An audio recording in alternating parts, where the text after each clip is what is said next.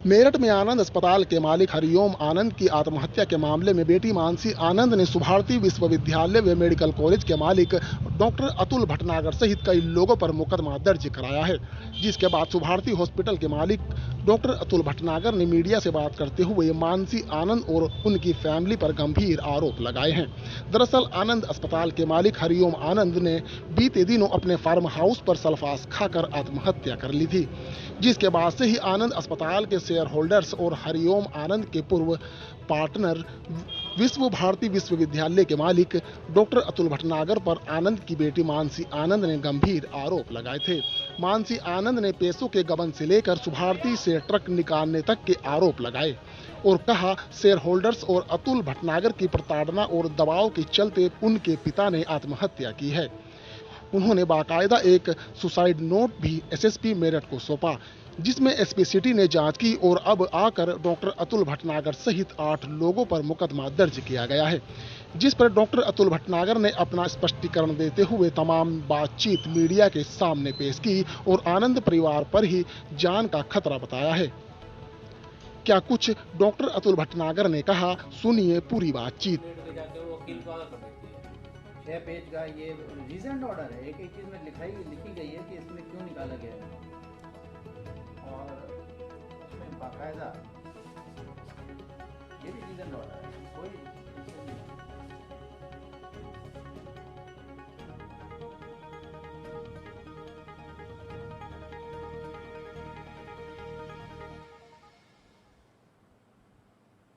Withdrawn है।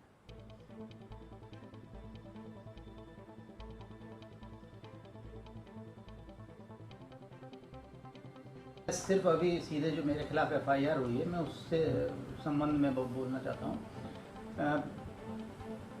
उनकी बेटी मानसी आनंद के द्वारा मेरे पे जो आरोप लगाए गए हैं वो 3 तरह के आरोप हैं। एक तो आरोप ये है कि मैंने वो ट्रस्टी थे शुभारती चैरिटेबल ट्रस्ट के, आजीवन ट्रस्टी थे और उनको मैंने अवैधानिक रूप से ट्रस्ट से निकाल दिया। इसके बारे में मुझे बताना है कि ये बात बिल्कुल बेबुनियाद है। सच्चाई तो ये है कि हरिओम आनंद जी द्वारा स्वयं 13 दिसंबर 2004 को त्यागपत्र दे दिया गया था और उन्होंने ट्रस्ट से बाहर हो गए। उनको मैंने दोबारा 2 फरवरी 2005 को दोबारा से ट्रस्ट के अंदर लिया और तब मैंने उनको लाइव ट्रस्टी के रूप में नहीं लिया।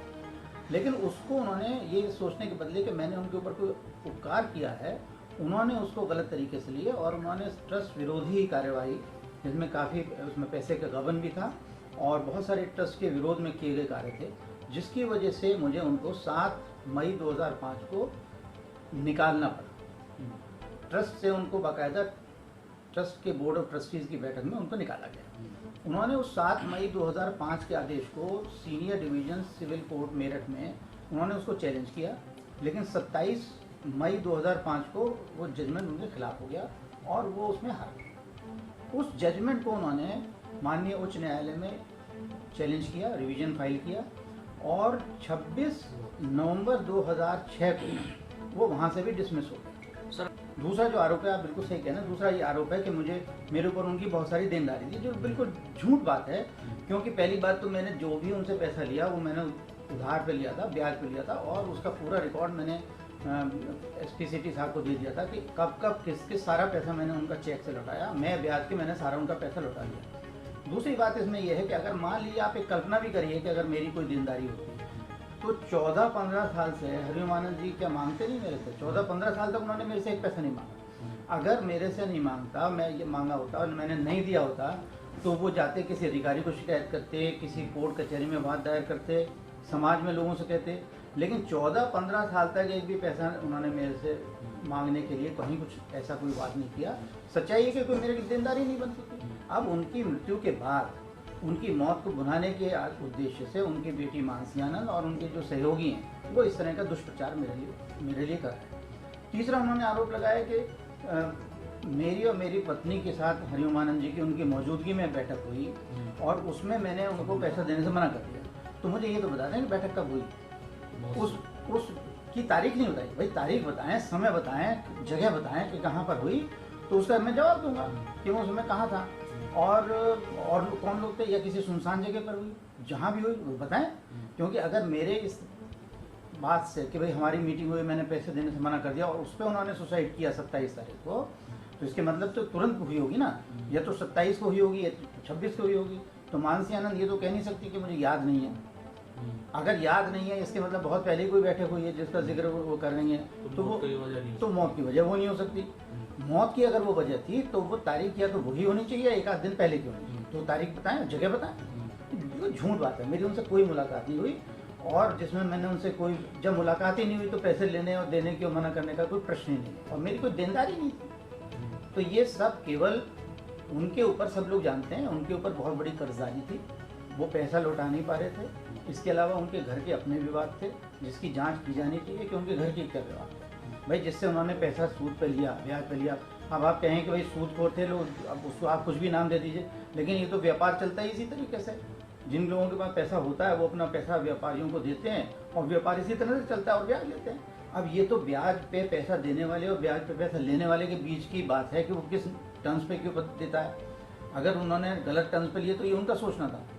सच्चाई है कि उनके पास बहुत बड़ा मोटा कर्जा उनके ऊपर हो गया था जिसको वो चुका नहीं पा रहे थे, उनके घर के अपने विवाद थे जिसकी वजह से उनको मजबूर होकर सुसाइड करना पड़ा। सर आपने एक प्रेस नोट जारी कल किया, उसमें ऐसी बात है कि अगर कोई दूर का तो होगा नहीं, होगा तो उनसे जुड़ा हुआ ही होगा या तो उनकी कोई मित्र मंडली में से होगा, या उनका कोई कर्मचारी होगा, या उनके कोई परिवार का सदस्य होगा।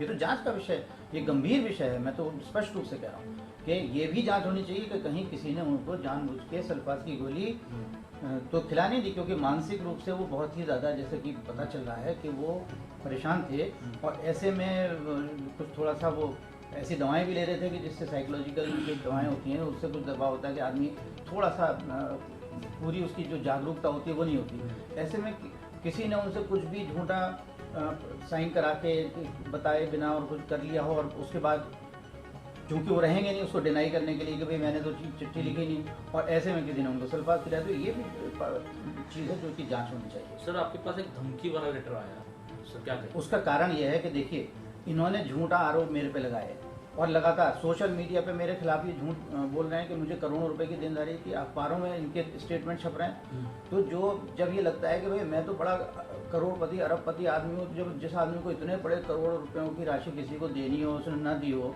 तो इस तरह की छवि मेरी बनाई जा रही है। तो जो गलत एलिमेंट होते हैं, एंटी सोशल एलिमेंट होते हैं, उनको और क्या चाहिए? उनको ऐसे लोगों की तो तलाश होती है। तो उनके जीभ में भी पानी आ रहा है, मुँह में पानी आ रहा है, और वो मुझे धमकी दे रहे हैं सोचने के लिए कि भाई मैं उनके धमकाए में आकर और उनकी भी सेवा पानी कर दूँ। तो अगर मान लीजिए इस तरह का मेरे साथ कोई वारदात होती है तो उसके लिए कौन जिम्मेदार होगा? जिसने मेरे को बदनाम किया। तो इसलिए चूंकि वो बदनाम करने वाली मानसी आनंद है और उनके सहयोगी है, तो मैंने स्पष्ट रूप से कहा है कि अगर मेरे और मेरे परिवार को कुछ भी जान माल की हानि होती है तो उसके लिए जिम्मेदार इनको माना जाए।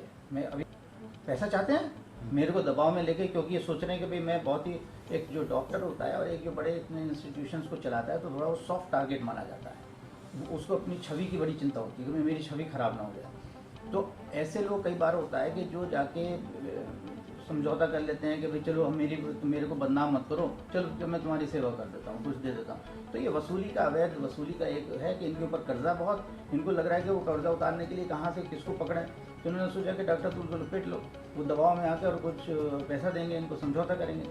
मेरे पे आए हैं, मेरे पे सूचना आई है कि तेरी हम आपका समझौता करा देते हैं। मैंने कहा किस बात का समझौता करा दोगे? मैंने कुछ गलत काम किया नहीं, मेरे पे कोई देनदारी नहीं, किस बात का समझौता करूंगा मैं? चलो आप तक तो समझ में आता है, लेकिन आपकी मिसेस को इसमें क्यों नोट किया? बेमतलब मेरी पत्नी एक गंभीर रोग से पिछले 5-6 वर्षों से गंभीर रोग से ग्रसित हैं।